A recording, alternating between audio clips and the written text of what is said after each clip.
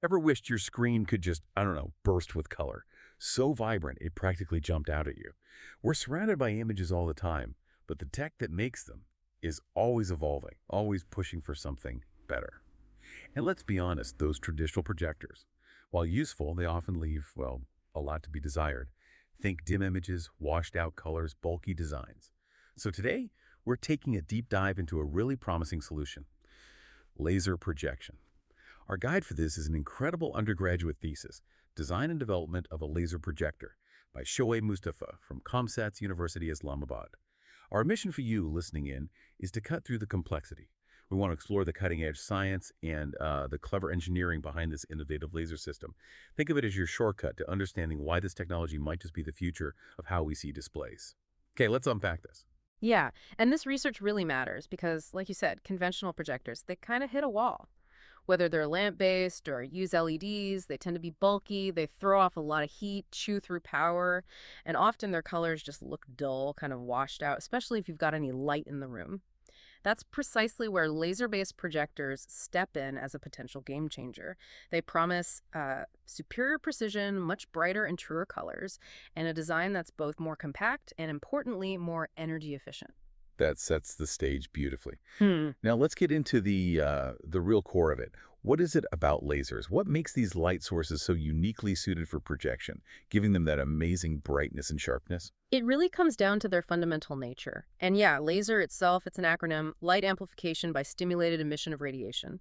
The core idea, stimulated emission, was actually predicted way back by Albert Einstein, 1917. Wow, really? Yeah, long before Theodore Maiman actually built the first working laser in 1960. But the real magic for projectors lies in three unique properties. What's fascinating here is that laser light is, first, coherent. All its waves march perfectly in sync. That gives you incredible focus. Second, it's monochromatic, just one pure wavelength, one color, no messy spectrum like a regular bulb. And third, it's collimated, meaning the beam stays incredibly tight, parallel, even over distance. It doesn't spread out much. Okay, coherence, monochromaticity, collimation. Got it. Exactly. This incredible combination unlocks that sharpness and brightness. They achieve this using a gain medium. Think of it as the fuel. Then, through population inversion, achieved by external pumping, you excite the atoms in the medium, getting more into a high energy state. And finally, you use mirrors for optical feedback, bouncing the light back and forth, amplifying those perfectly synchronized photons. Okay, the physics is clicking. But I imagine taking that perfect light and making it work in a real projector. That must have its own challenges. Here's where it gets really interesting, though. What specific type of lasers did the team use for this project, and why those? Right. The heart of this system uses semiconductor lasers, or as most people call them, laser diodes. These are incredibly compact devices using specialized materials like gallium arsenide or indium phosphide as their core. And they bring a whole suite of advantages, perfect for a projector. Their tiny size means lightweight, portable designs. That's huge. They're highly efficient electrically, turning power into light with minimal waste heat. Much better than old lamps. Less heat is always good. Definitely. Plus, they're robust, reliable, built for long lifespans, and, crucially, they have an incredibly rapid response time. That fast response allows for really precise intensity control and super fast scanning, which we'll get into. Okay, so we've got our separate red, green, and blue laser diodes. Compact. Efficient, fast. But how do you take those three distinct beams and merge them seamlessly into that single full-color beam you need for an image? Ah, that's where a brilliant little component called the dichroic X-cube comes in. It's absolutely critical. Imagine a prism, but instead of splitting light apart, it's designed specifically to combine it. Inside, you have these special dichroic mirrors arranged in an X shape. Dichroic, what makes them special? They're engineered very cleverly to selectively reflect certain wavelengths, certain colors, while letting others pass right through. So one mirror might bounce the red light perfectly, but let green and blue go through. Another does the same for green, and so on. The magic is how they align these beams so precisely that the light waves themselves constructively superimpose. Think of it like adding E plus E green plus a blue. Like adding the electric fields. Exactly. You get a single, combined, collimated output beam carrying all the color information. And as a little side note, they mentioned a tricky challenge during alignment. Sometimes tweaking the horizontal aim could unexpectedly shift the beam vertically on the screen. Shows just how precise this has to be. Wow, yeah, incredibly sensitive. Okay, so we have our perfectly combined, full color laser beam ready to go. But how do you actually paint with that light? How does it draw an image?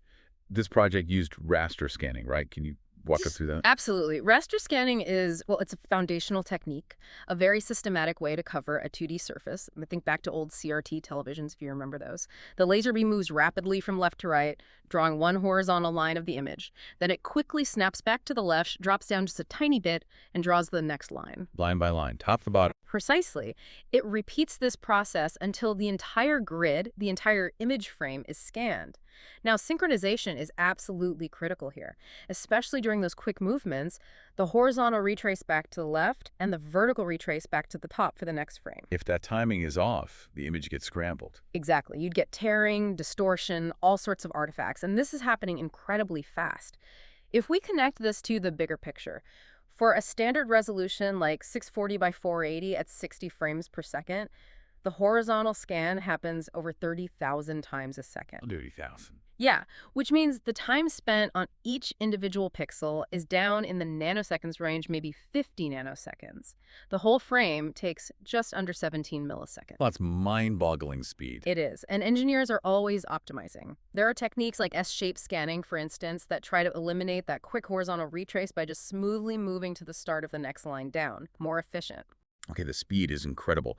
So what are the actual moving parts, the movers and shakers that physically steer the laser beam with that kind of speed and precision? Those would be the galvanometer mirrors, or galvos for short.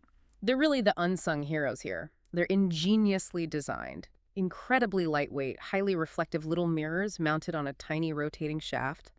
Electromagnetic forces, generated by coils and magnets, much like an electric motor, but very specialized, cause that shaft to rotate with astonishing speed and accuracy. So tiny motors spinning mirrors. Essentially, yes, but the really crucial part is their closed-loop feedback system. There's a miniature sensing system, often using an LED and a photodiode, constantly monitoring the mirror's exact angular position in real time. If it deviates even slightly from where it should be, the system instantly corrects it. This brushless design also makes them very durable. Constant correction. That's key for precision. Absolutely, and you typically use two of them. One controls the horizontal x-axis movement, the other controls the vertical y-axis. And here's a neat physics detail. When a galvo mirror rotates by a certain angle, let's call it omega, the reflected laser beam actually sweeps through twice that angle, 2.0. Oh, interesting. It doubles the effect. Exactly. It effectively doubles the scanning range or speed for a given mirror movement, which really helps efficiency. So their advantages are clear. Low inertia for rapid movement, that feedback system for pinpoint accuracy, they're durable and quite compact. Okay, so we've got lasers being combined, mirrors flying around under precise control. There must be a central brain orchestrating this whole complex dance, right? What's the microcontroller doing in all this? That's right. The STM32F303 VC microcontroller acts as the central processing unit, the brain of the operation. It's mounted on a development board, the STM32F3 discovery board in this case, and it's responsible for generating all the necessary control signals. It's got a powerful ARM Cortex-M4 core running at up to 72 megahertz, plus really useful built-in peripherals, things like advanced timers and dual digital-to-analog converters, or DACs. Okay, so it's the command center. How does this brain tell the lasers exactly how bright to be for each specific pixel, controlling the color mix? That's done using a technique called pulse width modulation, PWM. It's a very common and effective method for digital control of analog power. PWM, right.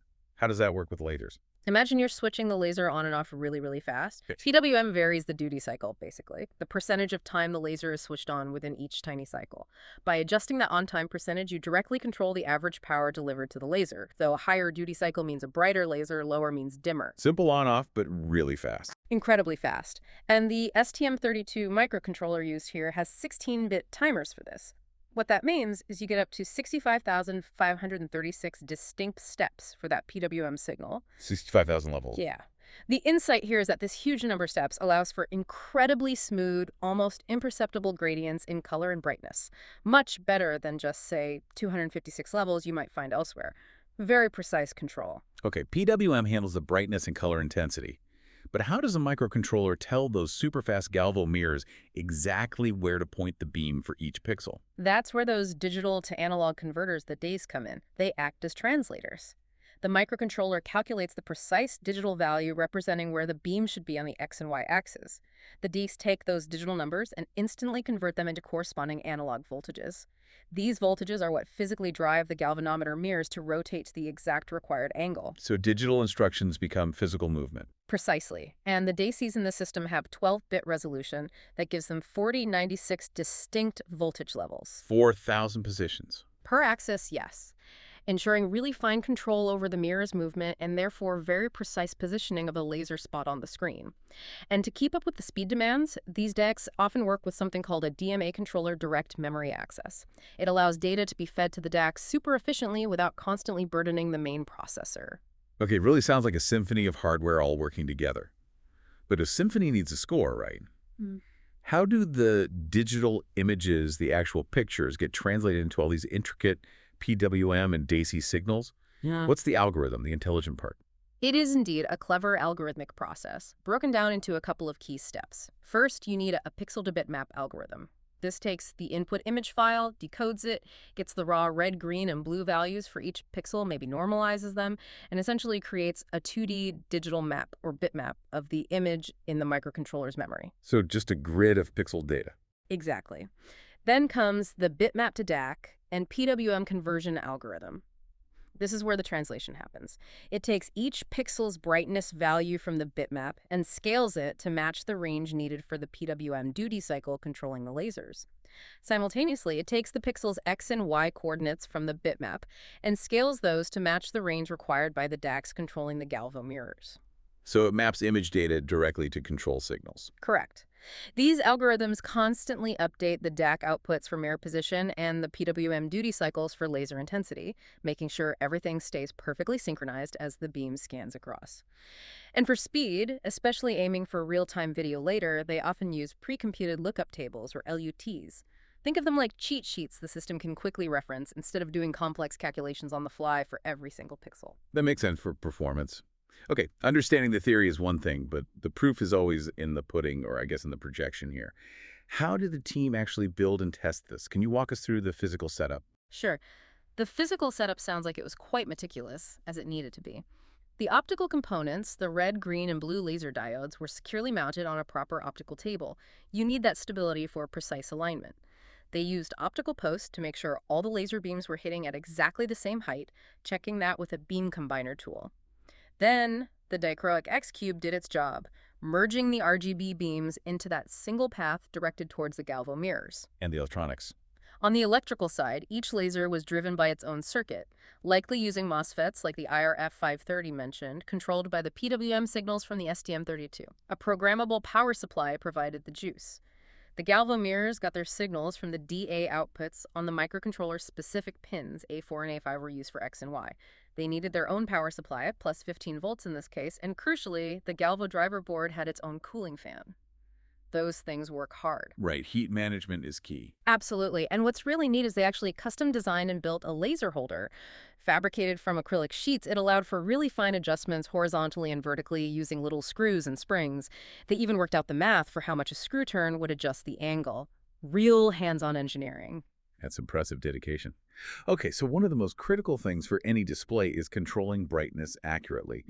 You mentioned PWM, but how did they verify the actual relationship between that PWM signal and the laser's light output? Did it behave as expected? That's a great question, and they ran a specific experiment for that. The laser power versus duty cycle trend. They used a proper function generator to carefully vary the PWM duty cycle, that on-time percentage, from just 1% all the way up to 99%. And the key finding, maybe a bit surprising, was that the relationship was not linear. It wasn't a straight line where, say, 50% duty cycle gave exactly half the maximum power. Not linear. Why not? It's down to the physics of laser diodes. They have an inherent threshold current. They need a certain minimum power just to start lasing, to wake up. And at the high end, they can saturate, meaning more input power doesn't give much more light output. In practice, this meant there were specific power offset thresholds at low duty cycles. Below these, basically no significant light came out. It was about 4% for the red laser, maybe 5.3% for green, and around 6.5% for the blue laser used. So you had to get past those points before they'd even light up properly. Exactly. And they also noted that the blue laser consistently produced the highest output power for a given duty cycle. This detailed characterization, knowing exactly how each laser responds, is absolutely vital. You need this data to program the system for accurate color mixing and brightness control across the whole range. That nonlinear behavior definitely sounds like a calibration challenge. It means achieving accurate colors across the entire brightness range must be trickier than just turning up a dial, right?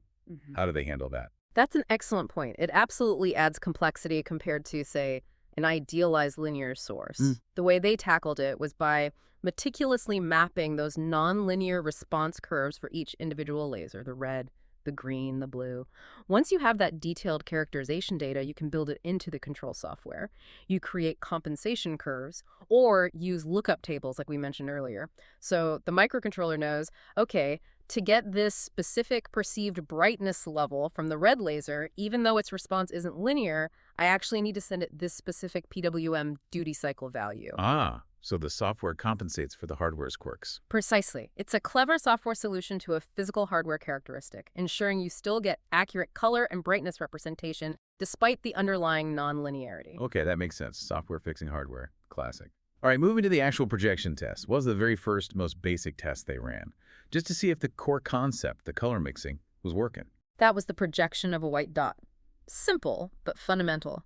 They basically cranked each RGB laser up to full intensity, 100% PWM duty cycle, and told the galvometers to hold the combined beam steady, pointing at just one fixed spot. And the result? The successful result was observing a bright and uniform white dot on the projection surface.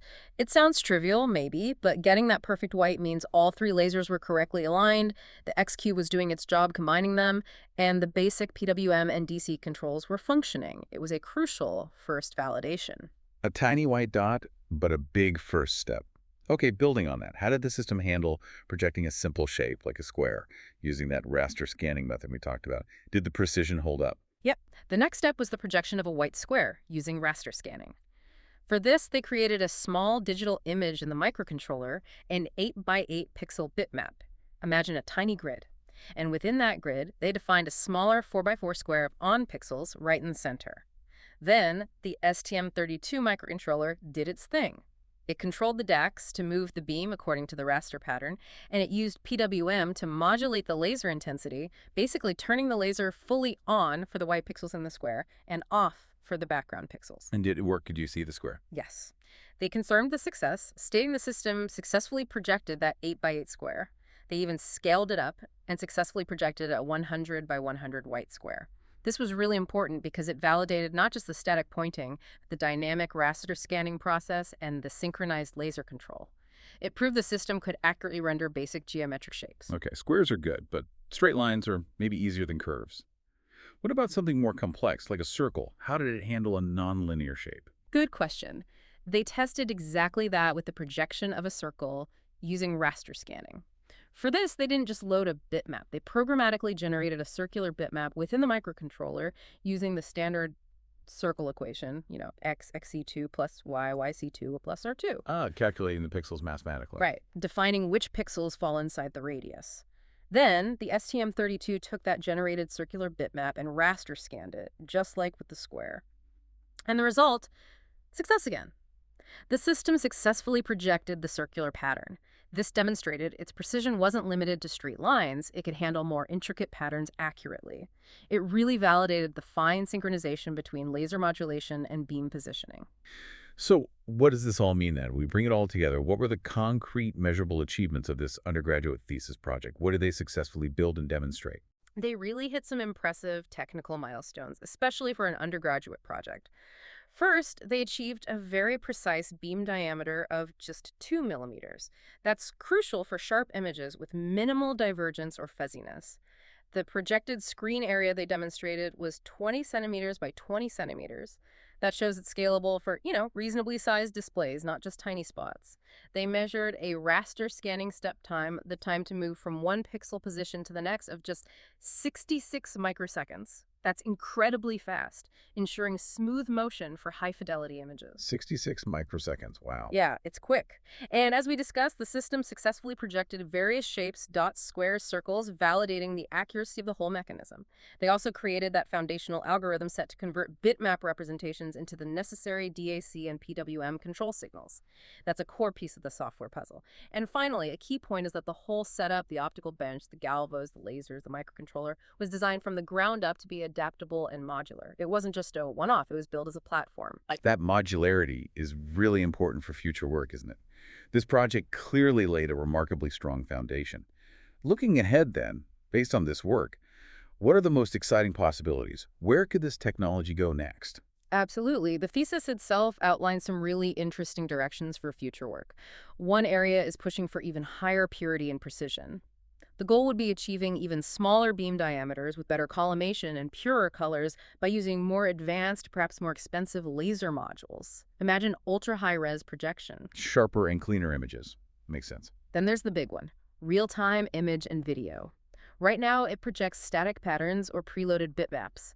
The ambition is to integrate a more powerful processing unit.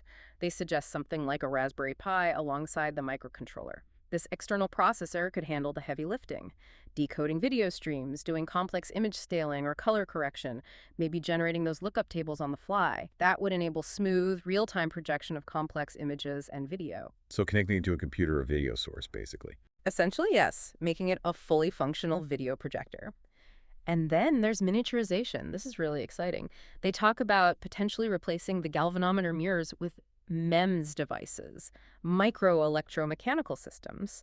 These are microscopic mirrors etched onto silicon chips. MEMS mirrors, like in some commercial projectors. Exactly. They offer potentially even faster response times and, crucially, a significantly reduced physical footprint. We're talking tiny projectors. This could open doors for things we barely imagine now, embedding projectors into phones or wearables, maybe even applications in nanoscale imaging or precision manufacturing. Wow, MEMS could be a game changer. What else? Expanded color gamut. Right now it uses red, green, and blue, but you could explore using more primary lasers, maybe adding a cyan or yellow. This would widen the range of achievable colors, leading to even more visually stunning and color-accurate projections. Think about fields like medical imaging or scientific visualization where perfect color is critical. More colors for more realism. Yeah. Got it. And finally, automation. Manually aligning those lasers and mirrors is painstaking work. They suggest implementing automated calibration techniques. Perhaps using machine vision, a camera watching the output to automatically fine-tune the beam positioning and color balance.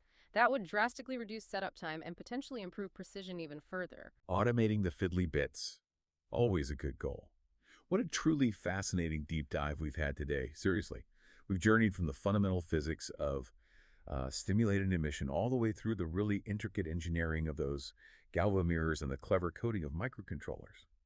Watching it all come together to project dynamic high-res images using nothing but precisely controlled laser beams.